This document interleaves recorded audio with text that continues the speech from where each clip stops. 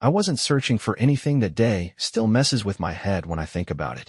I wasn't digging through drawers or playing amateur detective. There wasn't some good instinct pushing me to go looking for clues. If I'm being honest, I was just trying to help out. Brielle was running late, the way she usually was, and she called down from the bathroom, asking me to grab her car keys from her purse while she finished doing her hair. Nothing out of the ordinary. Just another rushed morning, same as 100 others before it.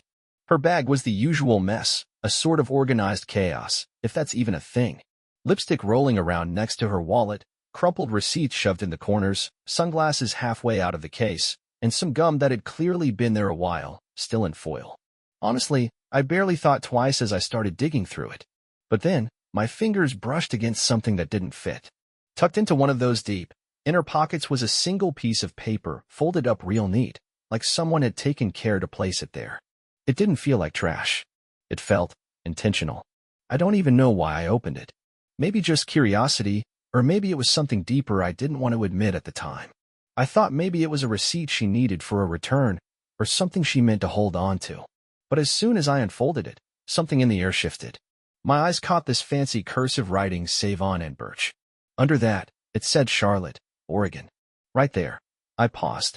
We live in Cary. Now, we've talked about Charlotte before. The food scene, maybe catching a show there sometime. But it was always one of those someday conversations. We never actually went. Not even for a weekend. Definitely not on a random Wednesday evening like the one marked on the top of that receipt, just 2 weeks ago. And that Thursday? That was the night she said she'd be late working on a proposal. I remember it so clearly because she even called around 6, saying not to wait up, that it was going to be a late one.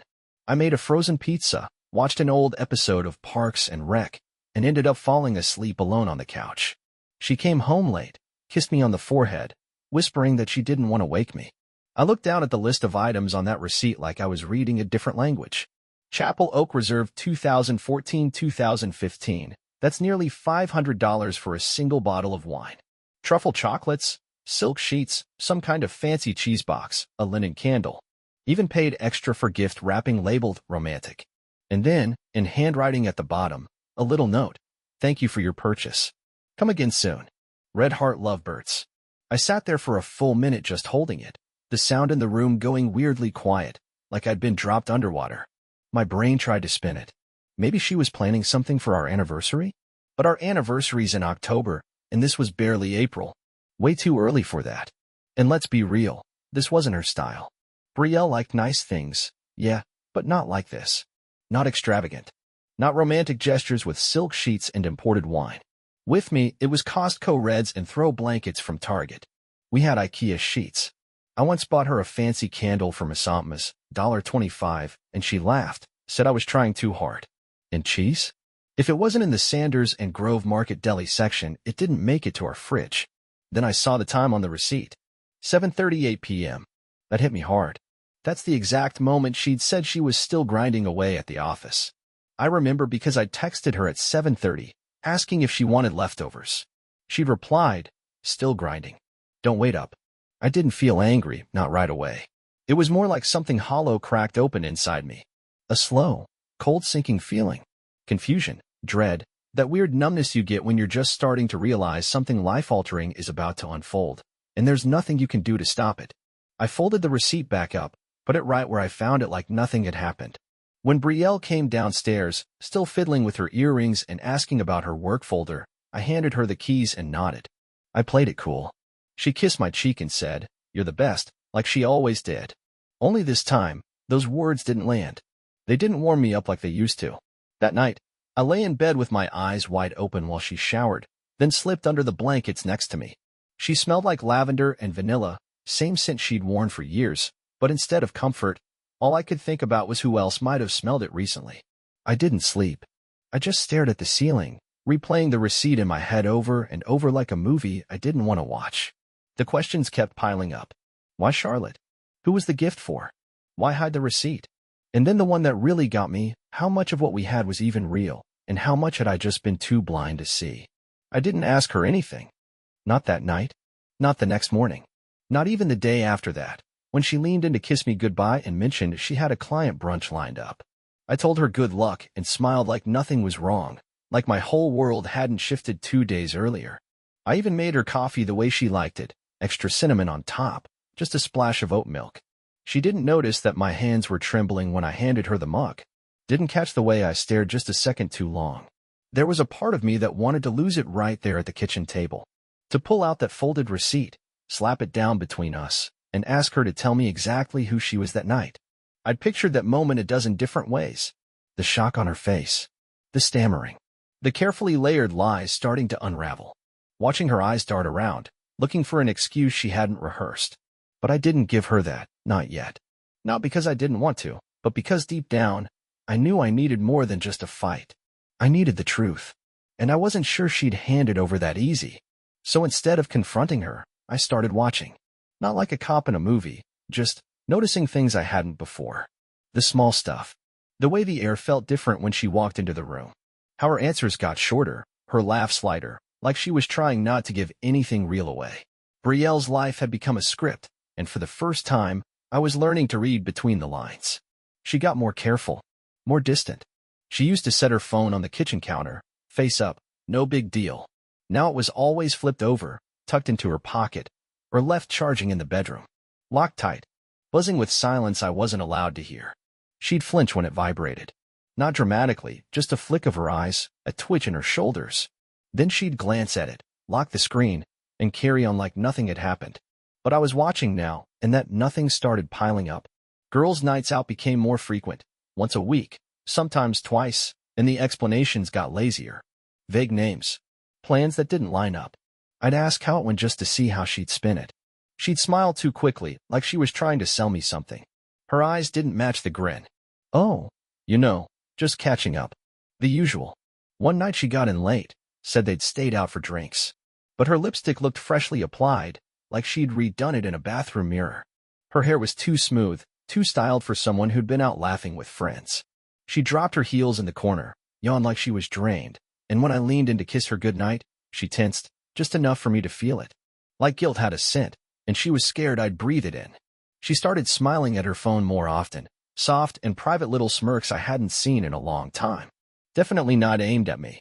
Sometimes we'd be eating dinner and she'd get a message, chuckle under her breath, and excuse herself to the bathroom for 20 minutes. She'd come back and pretend nothing happened, pick up the conversation like there hadn't been a gap in the middle. That's when I started keeping track. Not in a journal, nothing physical. Just mental notes. Times. Names. Weird details. I didn't have a plan. I wasn't trying to trap her or catch her red-handed. I just wanted to understand. To know if the ground I'd been standing on all these years was as solid as I thought, or if it had been hollow the whole time. And to be honest, there was still a tiny part of me hoping I was wrong, that I'd misread it all, that maybe I was the one jumping to conclusions because I was feeling distant or insecure. Maybe she was just overwhelmed. Maybe I was paranoid. But with every day that passed, that hopeful little voice inside me got quieter. One afternoon, I watched her from across the living room.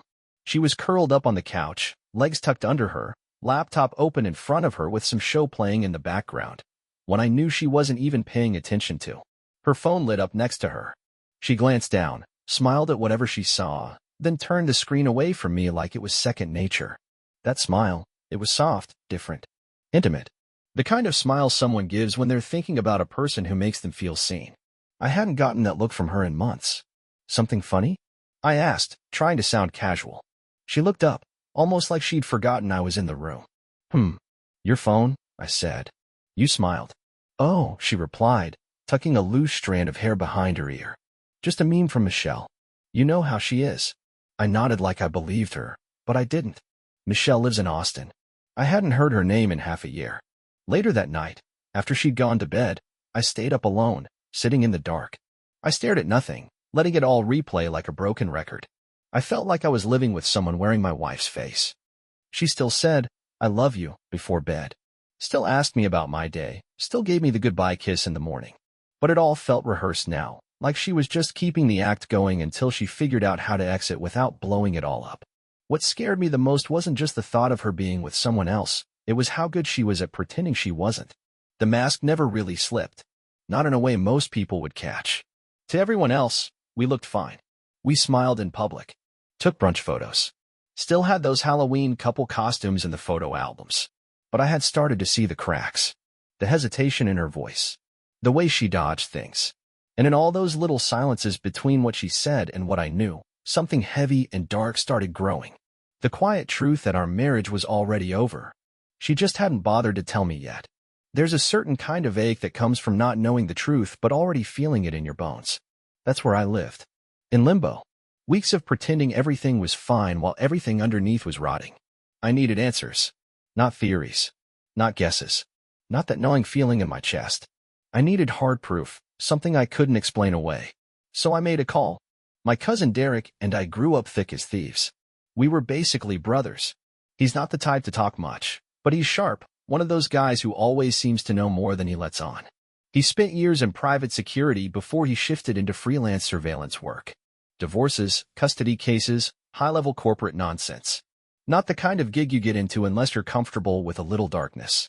When I called him, I didn't even have to explain. He just asked, "How bad?"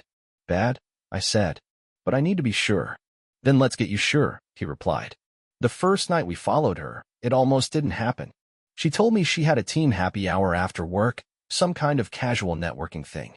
She brushed it off like it wasn't worth remembering. I told her to have a good time, gave her a quick kiss on the cheek like always, and stood by the living room window as she backed out of the driveway in her silver CR-V. 5 minutes later, I slid into the passenger seat of Derek's beat-up Chevy Silverado, parked 2 blocks over. The old thing rattled to life, and we eased into traffic, keeping just enough distance to not raise suspicion. She drove downtown, but not anywhere near the bar she'd mentioned. Instead, she kept going, out past the city limits, until we pulled up across from a boutique-looking place tucked behind a vineyard, the Carriage Hollow Inn. Real quiet. Real hidden. The kind of place you don't stumble into, you go there when you want to be off the radar. A place where people check in under first names and don't ask for receipts. Derek eased us into a dirt turnout across the road, cut the lights, and we sat in silence, engine ticking down. At 7:52 p.m., she stepped out of the car. She was wearing a navy trench coat I hadn't seen in months, the kind of thing she used to wear back when she actually cared what I thought of her. Heels too sharper than her usual office wear. Not practical. Not accidental. She adjusted her hair in the rearview mirror, checked her lipstick, then pulled a small Dior overnight bag from the back seat, the same one I bought her for our anniversary 3 years ago. She wasn't sneaking around. She wasn't nervous. She looked like she'd done this before. Like she belonged there. A man walked out to meet her. Tall. Clean cut. Couldn't make out his face clearly, but I didn't need to. The way they stood, familiar but careful, said everything. No hugs. No kisses. Just a smile shared between 2 people who already knew the rhythm of this lie. They walked in together, side by side. No hesitation. No glancing over their shoulders. And that was the part that crushed me. It wasn't messy. It wasn't spontaneous. It was routine. Derek handed me his phone. "Got it," he said, voice low. On the screen was a photo, her walking in behind him, caught through the hotel's glass doors. She looked calm. Not excited, not guilty, at peace. Like she'd finally stepped into the life she'd been rehearsing. "Do you want more?" Derek asked. I stared at that screen like it might blink and show me something different. My heart was pounding in my chest, but my body wouldn't move. I felt nailed to the seat. "No," I said finally. "That's enough." We sat there a while after that, saying nothing. Long enough for the sun to start dipping behind the hills, casting everything in that warm orange light that feels peaceful, even when your world's falling apart. I didn't feel peaceful. I felt like someone had gutted me and left the shell behind. She came back out maybe 10 minutes later. Alone. Probably just grabbing something from the car. She didn't look around. Didn't seem worried. If she saw us, she didn't show it. Just walked right back in and disappeared again, like we were already ghosts to her. Derek drove me home. We didn't say a word the whole ride. When he pulled up out front, he clapped a hand on my shoulder. "You did good," he said. "You waited. Most guys don't. Most guys lose it before they're sure." I nodded, but I didn't feel like I'd done anything good. I just felt tired. Bone-deep tired. Brielle came home the next morning around 10:30, walking through the door like it was any other Saturday. Same overnight bag in one hand, latte in the other. She looked flushed, skin a little too smooth, like she'd just come from a massage or slept wrapped in satin. Maybe she had. "Morning," she said lightly. "Sorry I didn't text. I figured you were still asleep." I looked up from the paper, smiled like everything was normal. "All good. Hope it was fun." She nodded, toed off her shoes, and headed straight for the bathroom. A minute later, I heard the shower running, her usual post-lie ritual. Wash the weekend off, rinse the guilt away. I didn't ask where she'd been. I didn't need to hear the script she'd been practicing in the car. That afternoon, I opened the hidden folder on my laptop, the one where I saved the photo Derek took. I zoomed in until her face blurred into little blocks. There she was, walking into another life, calm as ever, while I was still sitting in the ashes of the one we were supposed to share. That's when it finally clicked, not just that she had cheated, but that she had already let go. Physically. Emotionally. She'd crossed over to the other side while I was still clinging to the edge. She was already gone. All that was left was the shell. The routine. The act. And I was done being her supporting cast. I used to think leaving would be the hard part. Turns out, it wasn't. Walking away was simple. What came after, that's what tore at me. Knowing she'd go searching, digging through our past, calling everyone we knew, trying to track me down, and still come up empty. Not because I wanted revenge, but because she needed to sit in the ruins she created. No shortcuts. No comforting distractions. Just silence and consequence. She called. Dozens of times. Most of them came from blocked numbers. The rest were to mutual friends, neighbors, old coworkers. People she hadn't talked to in years suddenly heard from her again. I know, because some of them reached out to me. Texts, voicemails. Hey man, not trying to take sides, but Brielle's been calling nonstop. Said something happened? She came by the office crying. I didn't answer any of them. If they were really in my corner, they would have seen the truth long before I disappeared. I didn't owe explanations. Not to her. Not to them. She even showed up at my parents' house once. My mom told me about it later, said Brielle stood on the porch pacing, crying, mumbling to herself like she was rehearsing the speech she planned to give. My dad opened the door, took one look at her, and said, "You've done enough." Then he shut it in her face. That was the last time she came around. She stopped calling anyone who truly knew me. But her world? It kept unraveling. Her work slipped. The same job she used to brag about, the one she used as her excuse for all those late nights, started falling apart. I don't know the details, but I imagine it's hard to spin public relations when your own life's a slow-motion car crash. People talk, especially in that industry.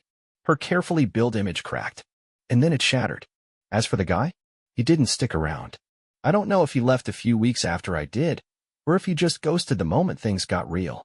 Maybe he didn't want the baggage, or maybe he finally saw her without the performance. Either way, he disappeared. Quiet. Clean. Just like I had, only his reasons were different. Brielle ended up alone. The savings she thought would float her? Turns out, it wasn't much. I'd already pulled my half. She couldn't keep up with the house, the car, the lifestyle she thought she could hold on to without me. One by one, she started selling things. The handbag I gave her, the dining set she once swore was too elegant to part with. Gone. She even put furniture on Craigslist. Eventually, I heard, maybe from a mutual friend, maybe just a rumor, that she'd moved across town. Tiny one-bedroom apartment. Nothing special. Month-to-month lease. No pets allowed. She had to give up the cat, the one she used to call our baby. I always hated that cat, if I'm honest. But something about hearing she gave it away stuck with me. It said more than words ever could. She even had to give up the cat, the one she used to baby talk and call our little girl, like it was some kind of living proof we were a family. I never liked that cat, clawed everything, hissed at me more than she ever purred, but the idea of her giving it away? That hit different. Said more than words ever could. She wasn't just shedding furniture, she was shedding the version of her life that had me in it. She reached out once. 7 months after I left, I got a letter in the mail. Handwritten. That alone stopped me in my tracks. Postmarked from our old neighborhood, addressed to a forwarding service I barely remembered setting up. She couldn't have known where I was. Must have tried every variation of my name and every last address she could think of until one finally landed. Inside the envelope was a single sheet of paper. It started simply, Mason. Not dear, not hi, just my name. Like she was talking to someone she wasn't sure still existed. The words that followed didn't ask where I'd gone, or beg me to come back. There were no explanations. Just 4 paragraphs of raw pain, guilt, and whatever flicker of love was still burning in her. She said she couldn't sleep anymore. That the house echoed in ways it never used to. That every room still smelled like me, even after all that time. She admitted she still made coffee for 2 every morning, pure habit. Said she didn't realize how much space I took up in her world until it all went quiet. She didn't ask for forgiveness, didn't offer excuses. She just said she was sorry. For lying. For pretending. For taking something good and real and stretching it so thin it snapped. And at the end of it, she wrote something that stuck with me. You didn't just leave the house, Mason. You left the light. And I can't seem to find it again. I didn't write back. I folded the letter neatly, slid it back into the envelope, and tucked it away in the bottom drawer of my desk where it's stayed ever since. I don't hate her. I don't think I ever truly did. But I couldn't give her what she wanted from that letter. Closure. Redemption. One last chance to explain it all away. Because here's the truth no one really says out loud. When someone sets your house on fire while you're still inside, you don't come back to watch them cry over the ashes. You walk away. You rebuild. Somewhere new. Somewhere better. And that's exactly what I did. Almost 4 years passed. Not in some clean, quick movie montage with healing music and brunch scenes and dramatic personal growth shots. No, this was real time. Slow. Uneven. Messy. Some mornings felt like progress. Others, I woke up feeling like I just relived everything all over again in my sleep. But I kept going. One day, then the next. I found myself in Asheville.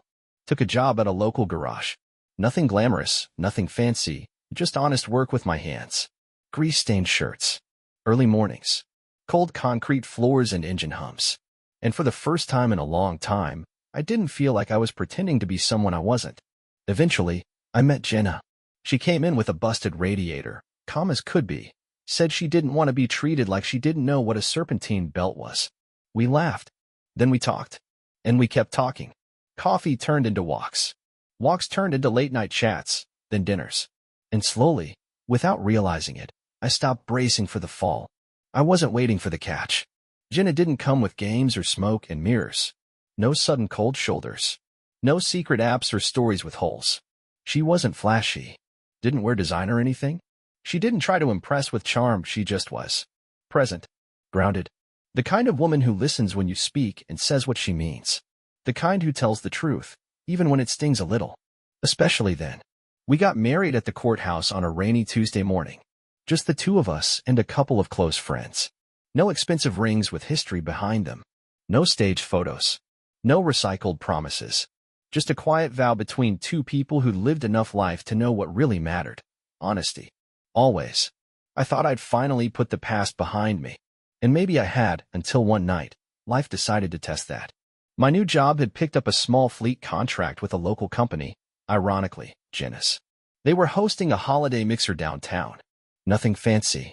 One of those office parties with cheap wine in plastic cups, finger food on toothpicks, and name tags you forget to take off until you're home. I wasn't looking forward to it, but Jenna nudged me. Come on, she said. Show your face. Let people know who the man behind the torque wrench is. So I went.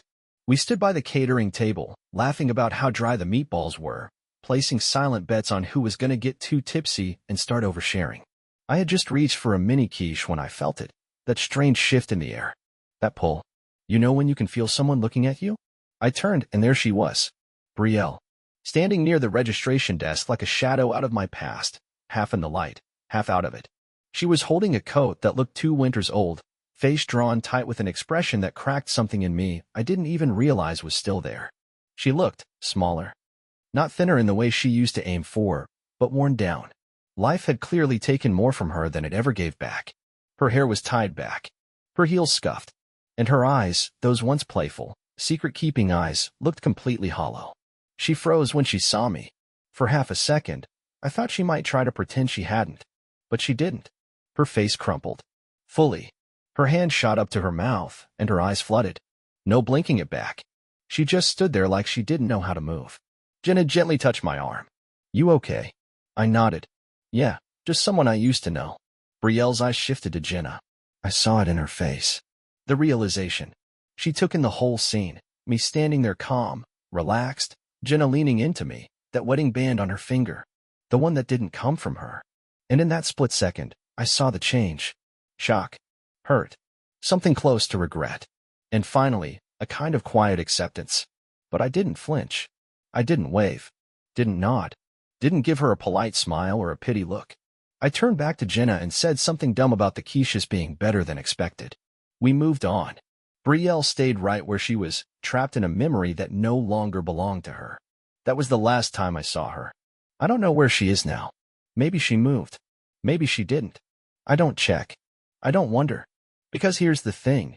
When you finally let go of someone who broke you, you don't look over your shoulder to see if they're watching. You just keep walking. And that's exactly what I did.